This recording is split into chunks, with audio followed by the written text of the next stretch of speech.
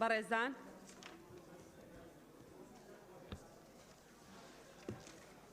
فەرموو بچنە شوێنەکانی خۆتان بۆی کۆبوونەوەکەمان دەست پێ بکەین.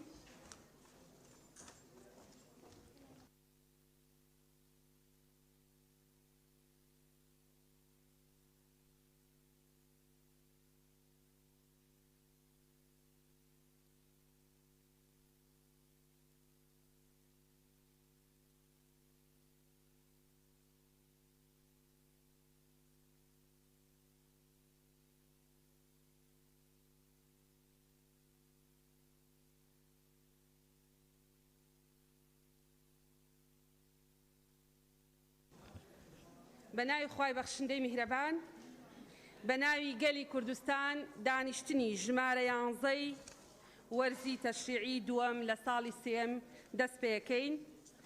سەرەتای کۆبوونەوەش بە بۆنەی یادی ڕۆژی نێودەوڵەتی یادکردنەوەی قوربانیانی جەنگی کیمیاوی لەم ڕۆژەیە بەناوی پەرلەمانی کوردستان درود بۆ گیانی پاکی سەرجەم شەهیدانی کوردستان لە هەڵەبجە و بالیسان و بادینان و سەردەشت و تەواوی ناوچەکانی دیکانێرین کە بەهۆی چەکی کیمیاویەوە شەهید بوون. لەم یادەیە بە پێویستیە زانین دەقیقەیەک بۆ گیانی پاکیان بۆستی.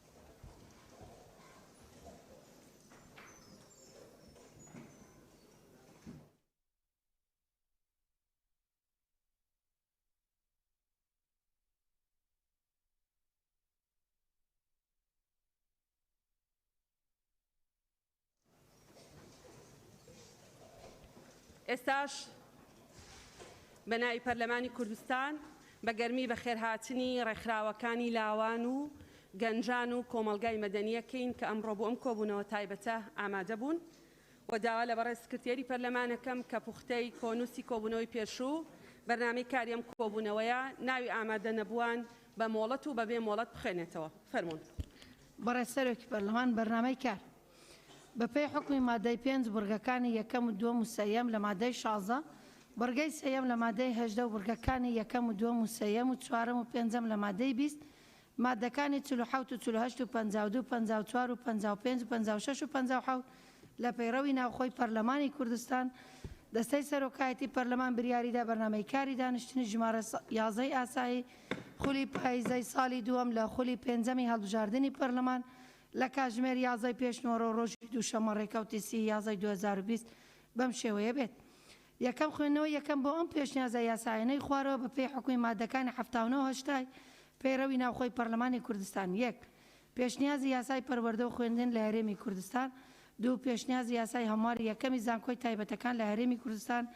دووەم خوێندنەوەی گفتوگە و هەردوو راپۆرتی لێژنەی پەیوەندەکان و ڕەوەندی کوردستانی و لێژنەی ڕۆشنبیری و کۆمەلگای مەدەنی و وەرزش و لاوان سەبارەت بە دیاردەی کۆچکۆنجان بۆ دەرەوەی وڵات بامەدەبوونی وەزیری پەیوەندیدارەکانی حکوومەتی هەرێمی کوردستان بەپێی حکمی بەرگەی یەکەمی مادەی 66 لە پەیڕەوی ناوخۆی پەرلەمانی کوردستان.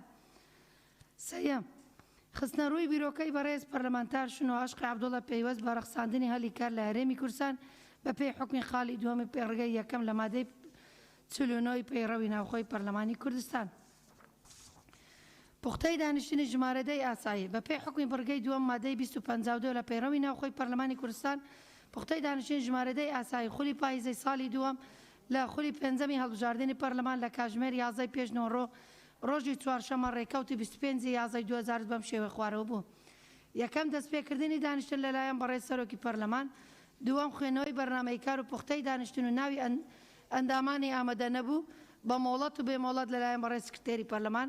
سەیەم دەستپێکردنی بورگەکانی بەرنامەی کار لەلایەن بەڕێز سەرۆکی پەرلەمان. چوارم دواخستنی بورگەی یەکەمی بەرنامەی کار بە دەنگی زۆرینەی ئامادەبوانی ئەندامان پەرلەمان بە مەبەستی ئامادەبوونی زیاتر لە وەزیرێک بۆ خوێندنی گفتوگۆی راپۆرتی لێژنەی پەیوەندەکان و ڕەوەندی کوردستان و لێژنەی ڕۆشنبیری کۆمەلگای مەدەنی وەرزش و لاوان سەبارەت بە دیاردەی کۆچی گەنجان بۆ دەرەوەی وڵات. پێنجەم خستنە ڕووی راپۆرتی لێژنەی بە دوواداچوون کە بە بریاری ژمارە 8 ساڵی 2020 پێکهێنرا. شەشەم خوێندنەوەی دووەم بۆ پرۆژە یاسای فرۆشتنی بەکرێدانی مایەکانی دەوڵەت لە هەرێمی کوردستان. حوتەم کۆتانی هاتنی دانیشتن لەلایەن بەڕێز سەرۆکی پەرلەمان. ناوی ئەو ئەندامانەی مۆڵەت پێدراویان بەبێ مۆڵەت ئامادە نەبوون بۆ دانیشتنی ژمارەدەی پاییزەی لە ڕێکەوتی 25 11 2020 هەمویان مۆڵەتیان پێدراوە. بەڕێز دکتۆر ئیسماعیل عەلی تا شایان کاکە ساڵح، کاروان عەبدوڕەحمان، شێرکۆ جەودەت، لەنجە ئیبراهیم، کلارە عودیشو، گولیزار ڕەشید حاجی، بژار خالید عەبدوڵڵا. زۆر سپاس. بەڵێ زۆر سپاس. بەڕێزانن دامانی پەرلەمان سەرەتا ئاگادارتانەکەینەوە ڕۆژی چوارشەممە سعات 11 کۆبوونەوەیەکی گفتوگۆی کراوە سەبارەت بە قەیرانی دارایی موچە ڕێگە چارەسەریەکان لە پەرلەمانی کوردستان ئەنجامەدرێ. ئێستاش دەست بە جێبەجێکردنی بڕگەکانی کە بەرنامەی کارەکەمان بڵاو کردەوە. بەڕێزان ئێستا دەست بە ڕۆژی چوارشەمە هەموو ئەندامانی بەڕێزی پەرلەمان بۆیانەیە بە ئازادی قسە بکەن لەسەر ئەم بابەتە. ئێستا بەرنامەی کار بڵاو دکتۆرە بەڕوخسەت جاری پێشوویستمان نقطەی نیزامی بگرین نەدێش. ئێستا بەپێی مادەی 48 بەڵێ دکتۆرە ئەبێ ڕێگە بدەی اینجا قسە دەست پێ بکەی. ئەبێ ڕێگە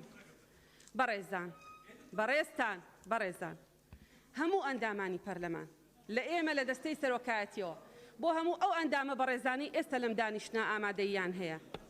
مەسەلەی دۆخی دارایی هەرێمی کوردستان، بابەتی موچە، دواکەوتنی موچە، چارەسەریەکان، پێشنیارەکانمان بۆ حکوومەت لەو پەڕی پەرۆشیە، لەو پەڕی خەمخۆریە بۆ موچەخۆرانی هەرێمی کوردستان.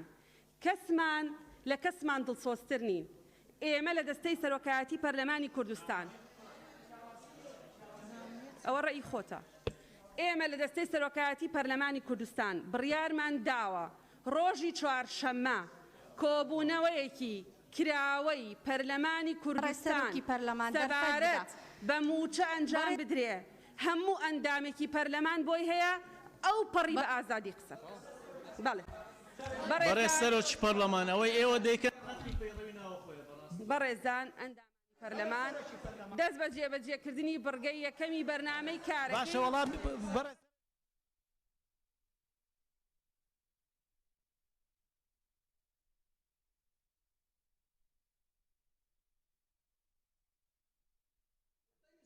بەڕێزان دوو یاداشتان پێشکەش کردووە هەردوو یاداشتەکە کاک عەلی حەمە ساڵح دەرفەتدا دوو یاداشتان پێشکەش کردووە بۆ سەرۆکایەتی پەرلەمان هەردووکی بە گوێرەی مادەی 48 کردوتانە کە داوای ئامادەبوونی حکوومەتتان ئەسڵەن نەکردووە. بەڕێز سەرۆکی پەرلەمان نوقتەی نیزامی وەرەگرن.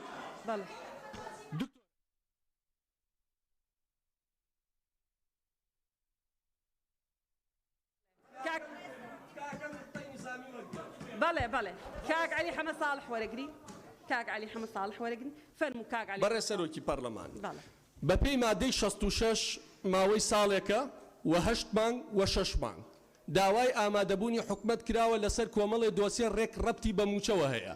دۆسیەی نەوت کە ئێستا لە 140 داهاتیە گەڕێتەوە، دۆسیەی خاڵە سنوودیەکان کە لە ماوەی ئەم ساڵان ملیارێک و 500 میلیۆن دۆلار قاچاقی تیا کراوە، ئەمە نوێنەراتی حکومەتیەوێ. ئایا چوارشەم ئەو وەزیرانەی کە داوا کراوە ئەو بەرپرسانەی حکومەت داوا کراوە چونکە ئەمە ڕێک ڕەبتی بە موچەوە هەیە ئامادەیە بنیانە؟ ئەمە پرسیارەکەی.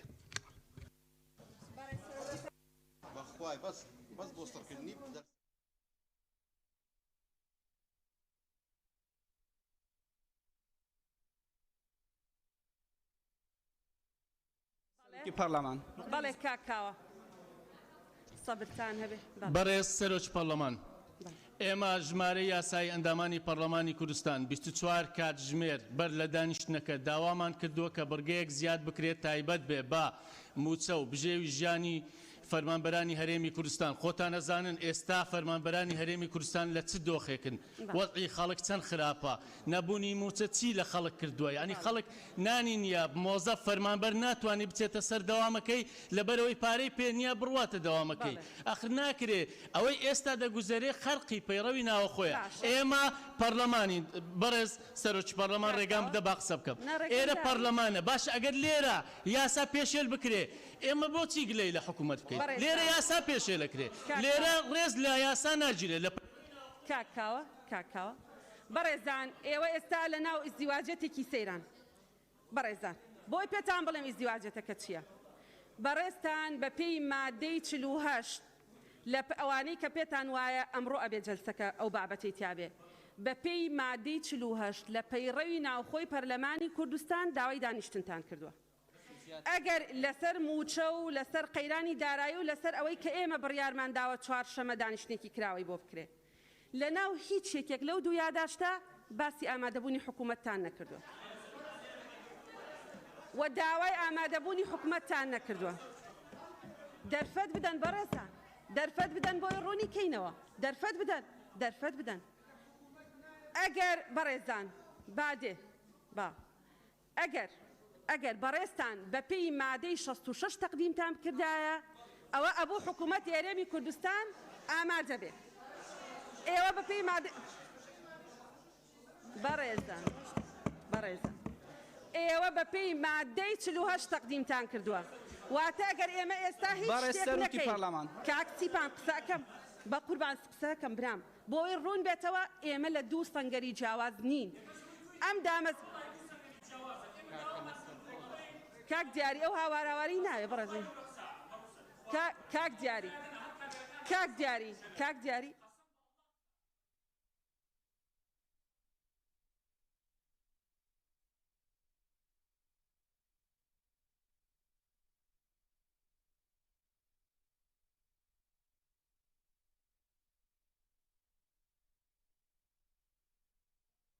بەڕێزان نەمانوتووە بانە بێ بەڕێزان نەمانوتووە بە ناوی ئێمەوە ئەوەندە قسە مەکەن بە ناوی ئێمەوە ئەوەندە قسە مەکەن بەڕێزان من ناوم دکتۆرە نییە بەڕێزان ئەندامانی پەرلەمانی بەڕێز ئێوە داواتان کردووە دانیشتنی پەرلەمان ئەو بەڕێزانەی کە ئێستا ئەتراستان هەیە بڕگەیەکی بۆ زیا بکرێ بە پێی ماد کاک من بە قوربان چاوەڕێکە ئێمە چوارشەممە